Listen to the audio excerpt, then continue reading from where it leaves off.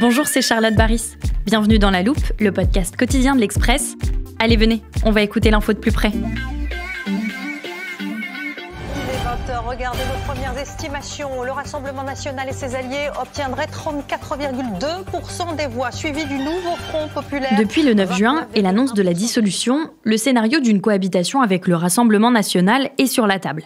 Une hypothèse qui va de pair avec une phrase régulièrement entendue chez certains électeurs « on n'a jamais essayé le RN ».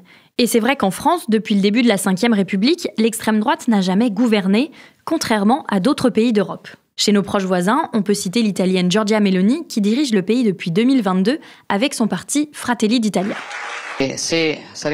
Si nous sommes appelés à gouverner cette nation, nous le ferons pour tous les Italiens.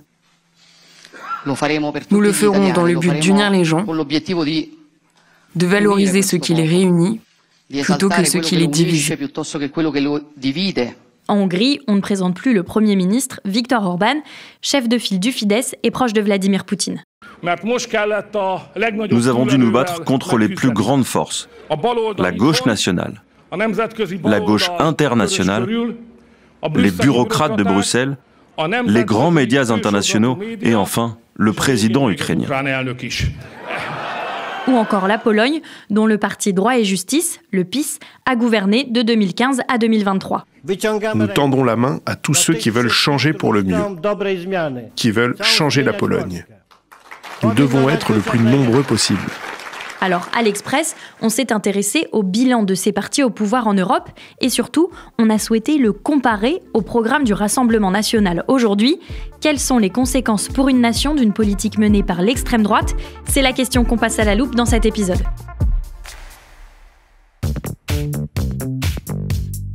Ceux qui se sont penchés sur ces expériences européennes, c'est Charlotte Lalanne, journaliste au service Monde de l'Express, et Baptiste Gauthet du service ID. Bonjour à tous les deux. Bonjour. Bonjour. J'ai ouvert sur mon ordinateur le programme du Rassemblement national. Charlotte, Baptiste, je vous propose qu'après chaque thématique, on jette un œil aux propositions du parti de Jordan Bardella en la matière. Allez, on est prêt. Alors, on va commencer par le sujet qui préoccupe le plus les Français, l'économie.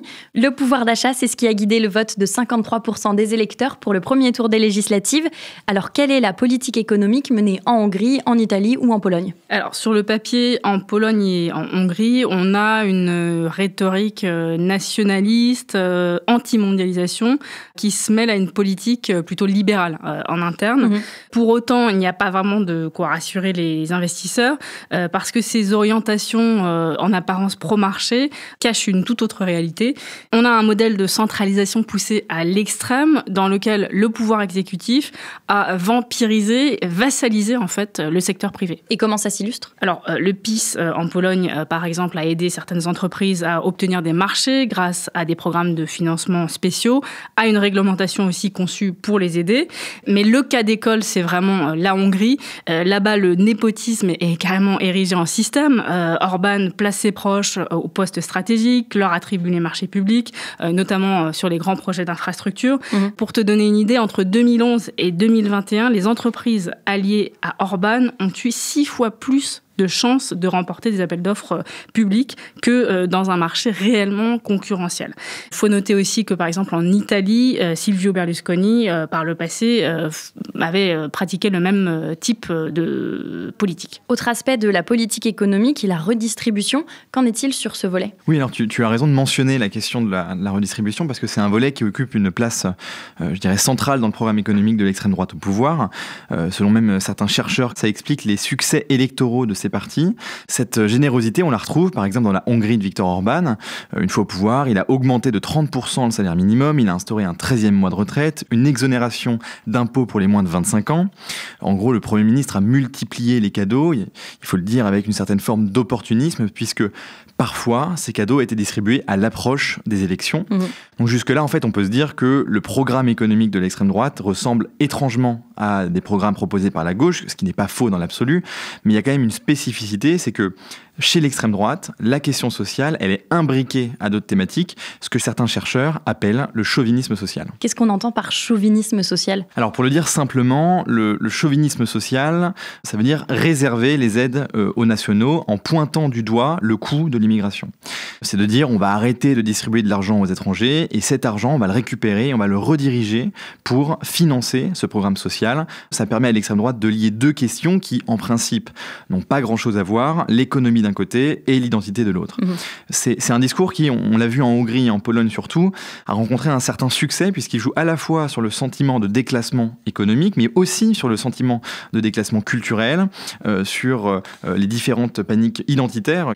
Et concrètement, ça se traduit par un programme social qui est caractérisé par une politique redistributive généreuse, avec un rôle important donné à l'État et un discours anti-immigration parfois assez virulent. Tu as des exemples d'une telle politique ? Oui, alors dans les deux pays, la Hongrie et la Pologne, cette politique sociale, elle est soutenue par un discours nataliste assez fort, avec parfois même une dimension raciale non dissimulée, puisque l'idée, c'est de faire en sorte que les Blancs restent majoritaires dans le pays et au fond d'éviter une sorte de grand remplacement. En Pologne, le PiS a instauré un programme nommé 500+, qui consiste en l'octroi d'une allocation de 500 zlotys, ça fait environ 115 €, pour chaque nouvel enfant qui est né dans une famille polonaise. En Hongrie, on a quelque chose d'assez similaire avec Viktor Orban qui n'a pas hésité à sortir la planche à billets pour financer ces mesures natalistes. Il a par exemple mis en place une exonération d'impôts pour les mères de 4 enfants. Il a instauré la gratuité de la cantine et du matériel scolaire pour les familles nombreuses. Il accorde des prêts à taux réduits pour les jeunes mariés pour favoriser leur installation et puis qu'ils puissent plus facilement accéder à la propriété. Ces politiques que vous venez de nous décrire, quelles conséquences elles ont eues pour les économies polonaises et hongroises ? Alors, pour l'heure, les économies hongroises et polonaises ne semblent pas, je dis bien ne semblent pas, totalement plombées par les années Fidesz et PiS. Il faut quand même noter qu'il y avait des effets d'inflation. On l'a vu en Hongrie, il y a eu une inflation record il n'y a pas si longtemps que ça. On revient au cas de la Pologne. Quand même, la croissance de ce pays est très importante, toujours aujourd'hui.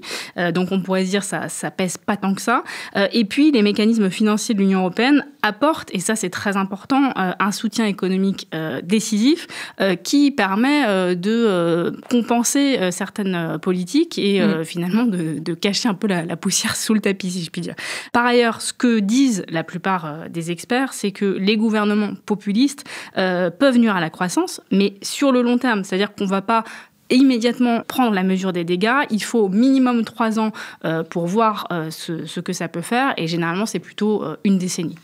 Ce que vous nous avez décrit, on le retrouve assez facilement dans le programme du Rassemblement national sous un nom, la priorité nationale. Oui, le programme du RN est assez clair sur ce point. Il prône une extension assez large du champ d'action de l'État-providence, mais à une condition, c'est qu'il soit réservé aux nationaux. Donc, si on regarde le programme de 2022 de Marine Le Pen, les 22 mesures pour 2022, eh bien, beaucoup de ces 22 mesures s'adressait avant tout aux Français. On peut lire soutenir les familles françaises, favoriser l'accès à la propriété et au logement des Français.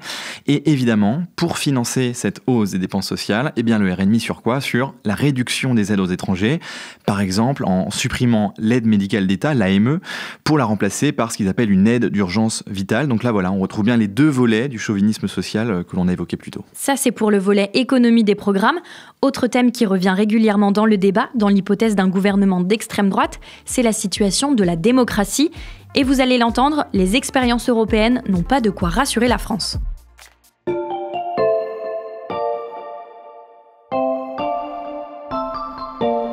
Alors Charlotte, je voudrais te proposer une petite définition avant de poursuivre. Avec plaisir, j'ouvre notre armoire où on range toutes les notions qui pourraient nous être utiles dans des épisodes de La Loupe. Alors, quel terme tu voudrais définir ? Eh bien, le terme de démocratie illibérale. Alors, c'est un terme qui désigne un type de régime politique dans lequel la démocratie est respectée, au sens où des élections se tiennent dans les bonnes conditions, mais dans lequel l'état de droit n'est pas forcément respecté. Les contre-pouvoirs ne fonctionne pas parfaitement. Bref, c'est un régime démocratique dans lequel ceux qui sont au pouvoir ne souffrent pas des limites imposées par des institutions comme par exemple la Cour constitutionnelle. C'est très clair, merci. Et donc cette définition, elle correspond à la situation de quel pays ? Alors en la matière, la Hongrie est un exemple un peu chimiquement pur, je dirais, de démocratie libérale et Viktor Orban se revendique même fièrement de ce type de régime. Donc entre 2010, date à laquelle il est arrivé au pouvoir, et 2013, il a pris tout un ensemble de mesures qui menacent très directement l'état de droit. Certainement, la loi la plus importante en ce sens, adoptée par Orban, c'est cette nouvelle constitution de 2011 qu'il a appelée loi fondamentale et par laquelle il a renforcé le pouvoir exécutif et il a affaibli le pouvoir de la Cour constitutionnelle. Par exemple, elle a perdu son droit de regard sur les lois budgétaires ou fiscales. Il a également réussi à mettre la main sur le pouvoir judiciaire, par exemple en abaissant l'âge de départ à la retraite pour les juges, afin de pousser certains de ces juges hors de l'institution. Et ce qui est intéressant, c'est que en Pologne, la Hongrie est un modèle à suivre pour le PiS. Tu veux dire qu'ils ont mis en place des mesures similaires? Oui, et c'est totalement assumé. Pendant la campagne qui a précédé son arrivée au pouvoir, le slogan électoral du PiS, c'était « Faire Budapest à Varsovie ». Ça peut difficilement être plus clair. Donc en fait, on retrouve beaucoup de ces mesures en Pologne qui avaient déjà été appliquées en Hongrie, pour n'en citer qu'une, l'abaissement de l'âge de la retraite des juges de la Cour suprême. Mais il faut quand même préciser que dans le cas de la Pologne, le PiS est vraiment allé moins loin qu'Orban dans l'affaiblissement de l'état de droit. Dans le programme du Rassemblement national, on ne voit aucune proposition similaire. Alors quelle est la position du RN sur le sujet ? Sur la question de l'état de droit, le Rassemblement national souffle le chaud et le froid. Tantôt, le parti se veut plutôt rassurant, adopte une posture dite républicaine, une posture de responsabilité. Tantôt, il adopte une rhétorique dite populiste, de défiance à l'égard des institutions. Par exemple, en janvier 2024, après la censure d'une partie de la loi immigration par le Conseil constitutionnel, Jordan Bardella a dénoncé ce qu'il appelle un coup de force des juges. Et donc en faisant cela, il a de fait remis en cause un contre-pouvoir en faisant planer le soupçon d'une certaine partialité politique des juges. Mais il faut dire quand même que la France n'a pas la même histoire démocratique que la Pologne ou la Hongrie. Nos institutions sont peut-être un peu plus solides et donc on serait peut-être plus dans un scénario à la Mélanie. Tu fais bien, Charlotte, de parler du cas de l'Italie, car il y a un aspect important quand on parle de démocratie, ce sont les médias. Et justement, l'extrême droite italienne s'est largement attaquée aux journalistes depuis son arrivée au pouvoir. Oui, alors il faut comprendre que de façon un peu traditionnelle, il y a une curiosité en fait en Italie, une curiosité aux yeux des Français, c'est qu'à chaque changement de majorité, il y a une sorte de mercato post-électoral sur les grands postes publics. Ça concerne notamment l'audiovisuel public, la RAI. Donc les partis au pouvoir vont se répartir les postes de direction. Et donc, sitôt investie, Giorgia Meloni, donc c'était en octobre 2022, elle a placé à la tête de la RAI son ami Giampaolo Rossi, qui est un complotiste notoire et qui est connu pour être un admirateur et de Viktor Orban et de Vladimir Poutine. Quelles conséquences ça a eu sur l'audiovisuel public italien ? Dès l'été 2023, on a eu par exemple la déprogrammation de l'émission de l'écrivain Roberto Saviano sur la lutte contre la mafia, à la suite de critiques envers le ministre Matteo Salvini. Et puis un autre exemple, peut-être le plus frappant, à l'occasion de la fête de la Libération, le 25 avril dernier, l'écrivain Antonio Scorati devait prendre la parole. Il prévoyait de dénoncer les réticences de Giorgia Meloni à répudier les racines fascistes de son parti, il a été déprogrammé. Et cette censure, elle est aujourd'hui de plus en plus forte en Italie. Et qu'en est-il dans le cas de la Hongrie et la Pologne ? On peut dire sans trop se mouiller que la Hongrie et la Pologne sont allés plus loin encore que Giorgia Meloni. Si on regarde du côté de la Hongrie, les médias qui ont publié des articles négatifs sur le Fidesz ont subi des coupes dans la publicité gouvernementale. La plupart des grands médias ont été rachetés par des hommes d'affaires qui sont proches du Fidesz. Du côté de la Pologne, au cours de sa première année au pouvoir, le PiS a viré 260 journalistes dans l'audiovisuel public. Donc c'est une purge conséquente. La mainmise du PiS sur les médias, elle est moins forte qu'en Hongrie, mais à l'été 2023, lors de la campagne électorale, les médias publics ont largement été utilisés au service du parti d'extrême droite.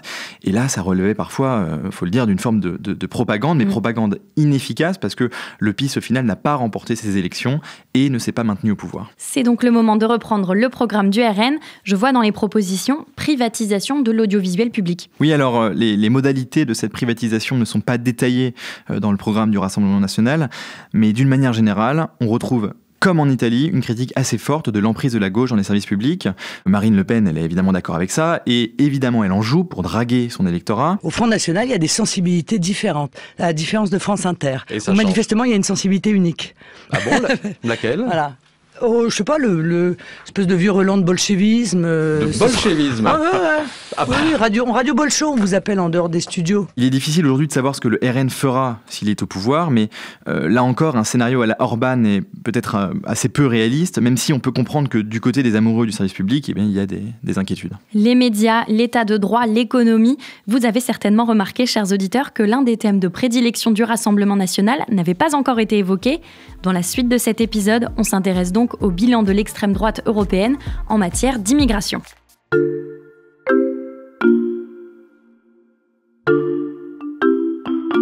Si j'ai choisi de terminer par l'immigration, c'est parce qu'en préparant cet épisode, vous m'aviez averti que le bilan était plus difficile à établir.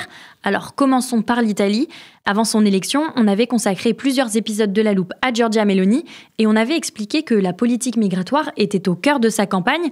Comment l'a-t-elle appliquée ? Oui, alors Giorgia Meloni, avant qu'elle arrive au pouvoir, avait promis un blocus maritime pour empêcher l'arrivée de bateaux de migrants. Le bilan de cette politique, il est plutôt mitigé. En 2023, donc l'année où elle arrive au pouvoir, il n'y a jamais eu autant d'arrivées. Et si on regarde pour 2024, les premiers chiffres de l'année semblent montrer une baisse du nombre de traversées. Cette baisse, elle peut s'expliquer par le fait que Meloni a fait en sorte de sous-traiter la question migratoire à des pays tiers. Elle a signé des accords avec la Tunisie, avec l'Égypte, avec l'Albanie, pour faire en sorte que ce soit ces États qui coupent le passage des migrants et ainsi empêchent leur arrivée en Italie. On peut donc dire, Baptiste, que c'est plutôt un bilan positif aux yeux des partisans de Meloni. Oui, on peut le dire comme ça, mais en fait c'est à nuancer, parce qu'il y a un point important, évidemment Giorgia Meloni préfère le passer sous silence, c'est qu'en Italie, dans certains secteurs industriels notamment, il y a un manque criant de main-d'œuvre. Donc ça a poussé le patronat italien à faire pression sur le gouvernement et Meloni, pour répondre à cette demande, a accepté l'arrivée de plus de 450 000 immigrés en leur donnant des titres de séjour. Autre politique migratoire qui a fait beaucoup de bruit, c'est celle de la Hongrie de Viktor Orban. Frontière extérieure de l'Union européenne, la frontière serbo-hongroise est sous contrôle de Budapest. À ce titre, le Parlement hongrois a approuvé en juillet dernier la construction d'un mur de barbelés de 175 km à la frontière serbe. L'objectif de cette clôture, qui a été érigée en plein milieu de la crise migratoire de 2015, c'était d'empêcher l'arrivée de migrants venant pour la majorité d'entre eux du Moyen-Orient. Derrière le symbole, l'efficacité de ce dispositif est assez contestable. En 2022, par exemple, le nombre de passages illégaux a explosé. Et comme l'Italie, la Hongrie est rattrapée par les réalités démographiques du pays et fait face à un manque de manœuvre assez important. Pourquoi ? Parce qu'en fait, beaucoup d'Hongrois sont partis en Europe de l'Ouest pour trouver des salaires plus attractifs. Donc même si le Fidesz, pendant sa campagne, avait comme slogan « Si tu viens en Hongrie, tu ne peux pas prendre le travail des Hongrois », eh bien, la réalité a obligé le Parlement hongrois à adopter en juin 2023 une loi introduisant un nouveau type de permis de travail et de résidence pour les travailleurs étrangers venant de pays situés en dehors de l'Union européenne. Cette situation, est-ce qu'on pourrait la retrouver aussi en France ? Là encore, c'est assez difficile de s'avancer. Il y a des secteurs en France où il y a des besoins de main-d'œuvre, l'agriculture par exemple. Bardella, Premier ministre, pourrait être confronté en fait aux mêmes problématiques qu'une Giorgia Meloni ou qu'un Viktor Orban. L'autre point d'interrogation, en fait, c'est celui de l'efficacité de ces politiques publiques. Contrôler les frontières, lutter contre l'immigration illégale, ça n'est pas une question seulement de volonté, ça coûte cher, c'est difficile. Et enfin, l'autre grande difficulté que pourrait rencontrer le RN dans la mise en œuvre de sa politique migratoire, c'est que, de fait, elle dépend beaucoup de l'Union européenne, avec laquelle elle devrait composer. Tu évoques là une organisation internationale. On sait que la position que pourrait prendre la France en matière de politique étrangère avec le RN au pouvoir interroge. Quelle posture ont adopté les pays dont on parle depuis le début de cet épisode ? Alors ça, c'est un point important. En réalité, il n'y a pas de profil type commun aux populistes d'extrême droite en matière de politique étrangère. La guerre en Ukraine, à ce titre, a joué un rôle de révélateur. Elle est devenue une ligne vraiment de démarcation majeure au sein de la famille de l'extrême droite européenne et elle reste d'ailleurs aujourd'hui l'un des obstacles majeurs pour construire un groupe commun au sein du Parlement européen.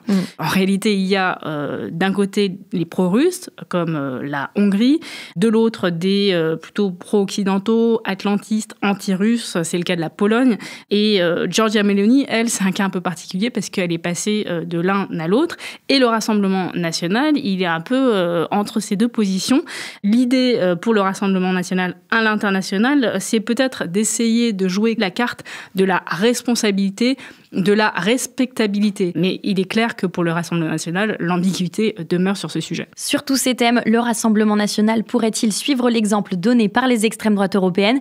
On va suivre le sujet avec vous. Merci à tous les deux. Merci. Merci Charlotte. Baptiste Gauthier, journaliste au service idées de l'Express, et Charlotte Lalanne du service Monde.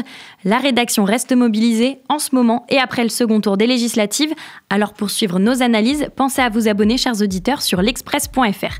Et pour ne rater aucun épisode de La Loupe, pensez à nous suivre sur votre plateforme d'écoute, par exemple Spotify, Apple Podcast ou Castbox. C'est là-bas que vous pouvez nous laisser des étoiles et des commentaires si ça vous plaît. Cet épisode a été monté et réalisé par Jules Cros. Retrouvez-nous demain pour passer un nouveau sujet à la loupe.